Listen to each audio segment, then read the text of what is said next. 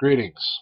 I was noticing something very interesting on the National Weather Service loops, and I wanted to go ahead and share that with you folks.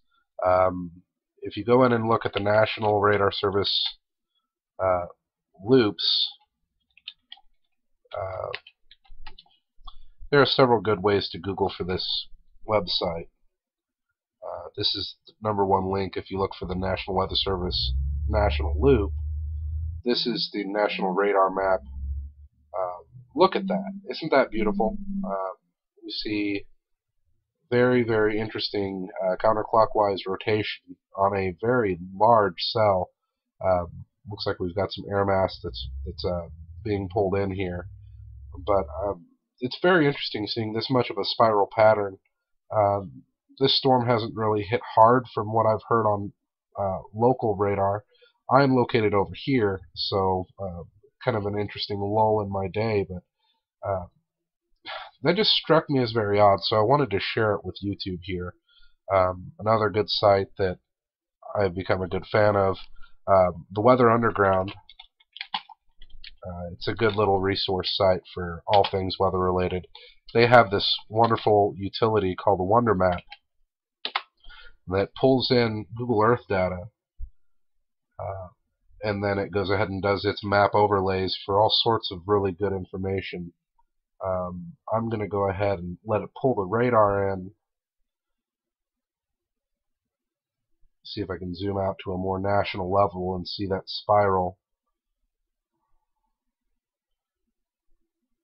And let me zoom in a little bit so I can pull a little bit more live data.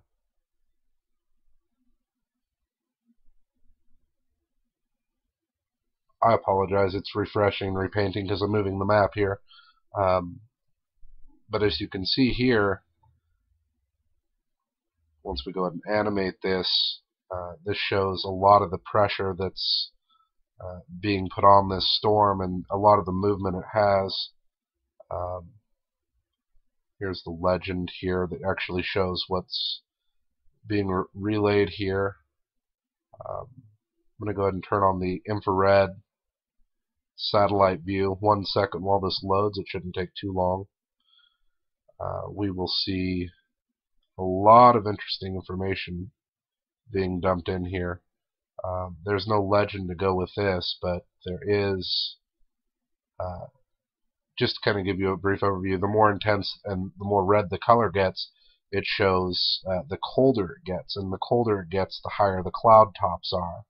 So we see a really massive cell building along here that's going to produce a lot of really good storms. But just the motion is what really has me here, this deep spiral. It struck me as kind of odd because it doesn't seem like it follows normal mesocyclonic movement. Normal movement would follow more of a spiral pattern that should rotate like this and move slowly kind of northwest to a southeast movement. I'm used to storms in my own area starting here and rolling into me over here in Colby. So very interesting to see this storm develop here. I haven't heard much being said about it anywhere else. I'm sure that there will be something coming from this, but I just wanted to share, so thanks for tuning in. I hope you found this interesting.